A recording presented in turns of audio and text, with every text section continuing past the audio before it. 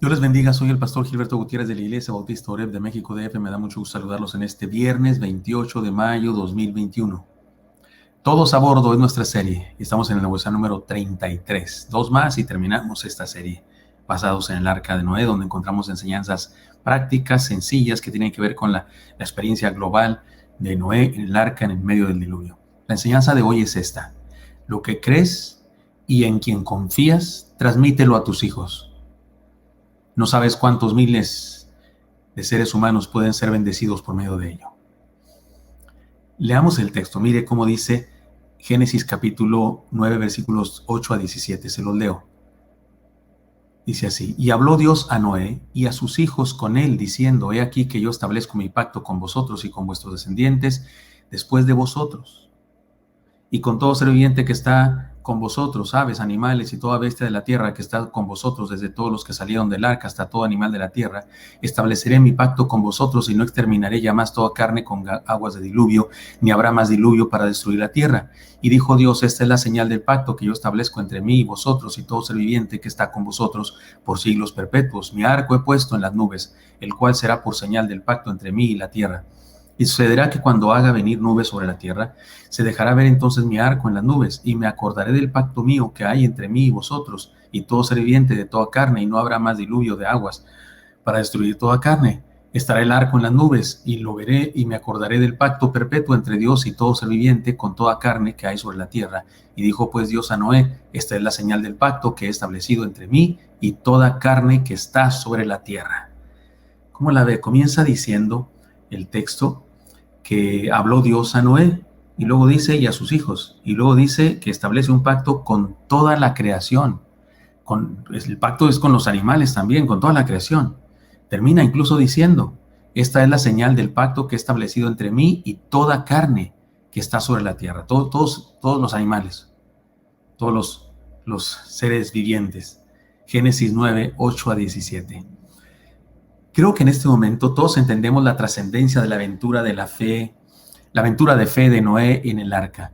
Se trató de la salvación de la raza humana, punto. Es algo extraordinario. Si el proyecto hubiera fracasado, la raza humana se habría extinguido. Eso es el asunto aquí. Pero no olvidemos que se trató de un proyecto de Dios, un proyecto divino. Y Dios no patrocina fracasos ni fracasa jamás. Así que la aventura está repleta de enseñanzas, principios y valores que en resumen nos dicen quién es Dios y qué quiere de nosotros y con nosotros. Nos ama, quiere salvarnos a todos. Hemos aprendido muchas cosas. Recordemos solo algunas. Déjenme hacer un recuento muy breve, un recuento injusto, porque no voy a decir todas las enseñanzas de estas 32 lecciones que hemos tenido, pero un recuento breve. En medio de cualquier tormenta, la única pregunta que vale la pena es esta: ¿Dios está en mi barco? ¿Dios está conmigo? Si la respuesta es sí, ¿qué te preocupa? Y si la respuesta es no, corre a buscarlo. Corre a buscar que el Señor esté contigo. Su plan de salvación no es para solitarios, sino para gente que está dispuesta a convivir con otros en el mismo barco. Únete integralmente a una comunidad de fe. Solo no sobrevivirás jamás ni a un diluvio ni a una ventisca siquiera. Un ser humano solo no resiste ni una ventisca siquiera. Una ventisca espiritual, moral, puede atrofiarle la vida para siempre. Busca una comunidad de fe. En tercer lugar, mientras hay vida, nunca es tarde para buscar a Dios. Nunca es tarde para implementar cambios en nuestro estilo de vida que nos permitan sobrevivir a cualquier crisis. Se dice por ahí que chango viejo no aprende maroma nueva, pero tú y yo no venimos del mono, sino que fuimos creados a la imagen de Dios. Así que podemos renovarnos y comenzar a hacer cosas nuevas en pos del plan de Dios. Es decir, podemos trascender la tradición de una religión vacía, de una religión sin Dios. Podemos trascender la tradición de la gente que dice que cree en Dios a su manera, y comenzar a buscar a Dios de verdad.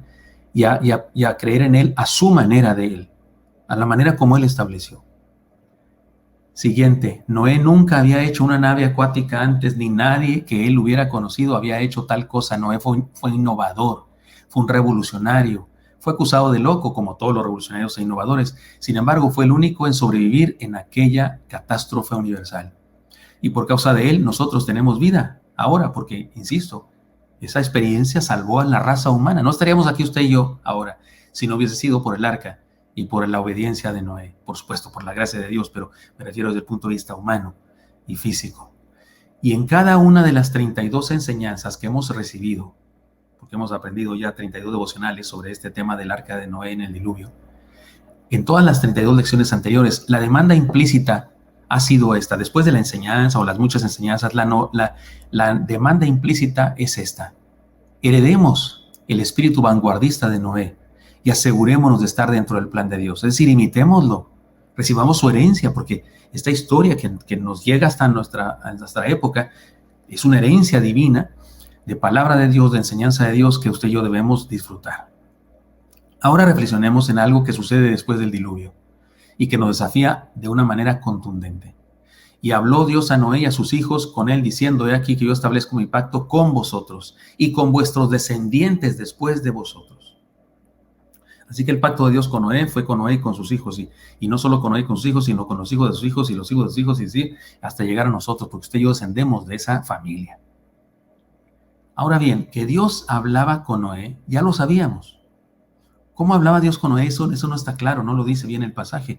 Pero ¿cómo sería? ¿Le hablaba a Dios? ¿Se le aparecía a Dios físicamente? ¿Se le aparecía ahí en algún lugar en el campo o en su casa? ¿O le hablaba a Dios audiblemente? Noé no lo veía, pero sí le hablaba a Dios: Noé, estoy aquí, soy Dios. ¿Así le hablaba a Dios? ¿O le hablaba por medio de sueños, tal vez? Estaba dormido Noé y soñaba que Dios le decía cosas y era verdad que Dios le estaba diciendo cosas.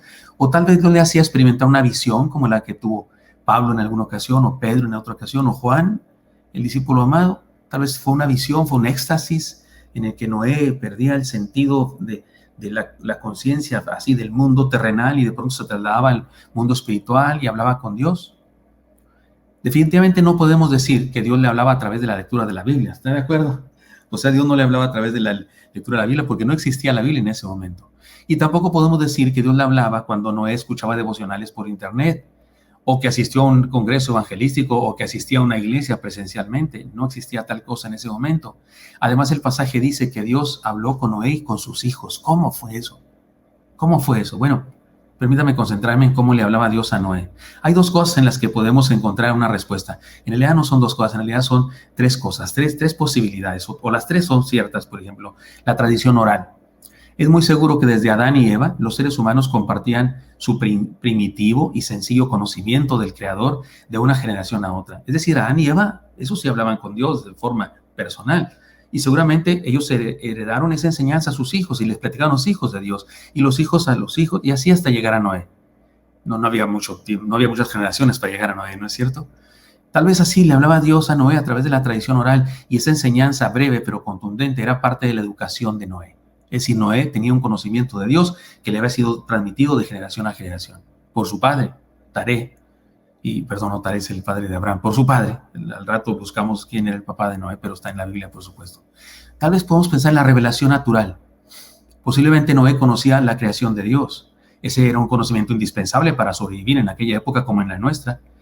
Las estaciones, los fenómenos meteorológicos, etc. Y si Noé reconocía la existencia de un creador y era sensible a su presencia, posiblemente Dios le habló usando ese conocimiento de la naturaleza y su observación de la naturaleza.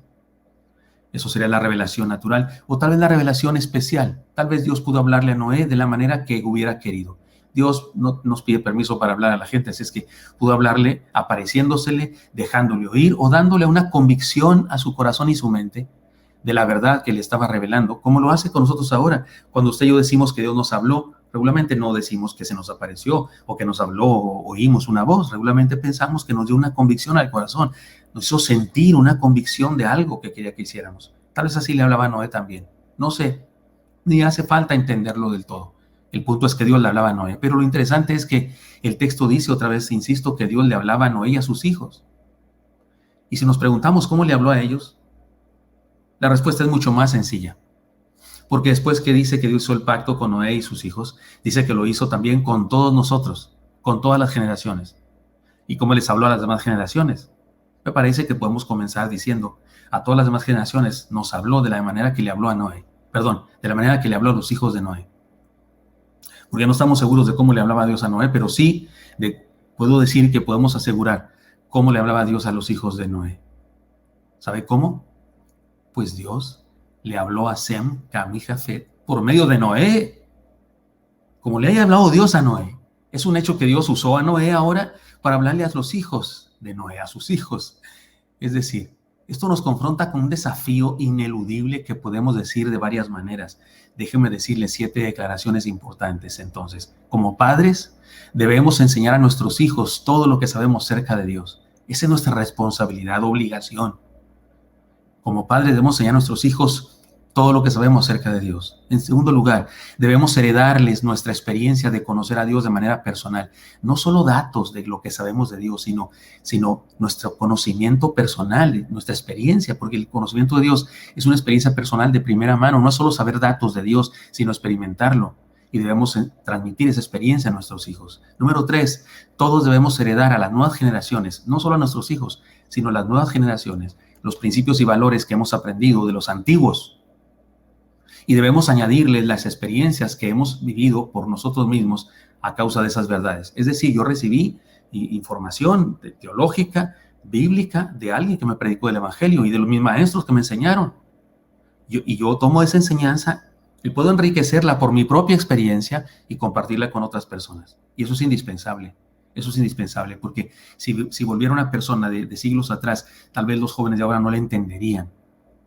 Y tal vez pueden entender a alguien de su generación que ha conocido. Por eso, cada generación debe compartir a la siguiente, que está cercana, los principios y valores que hemos aprendido, enriqueciéndolos con la propia experiencia. 4, todos debemos acrecentar y sumar a la historia de la fe nuestra propia vivencia de la verdad de Dios. 5, todos somos responsables de que cuando no estemos aquí, haya otros seres humanos que mantengan la fe en el único verdadero Dios.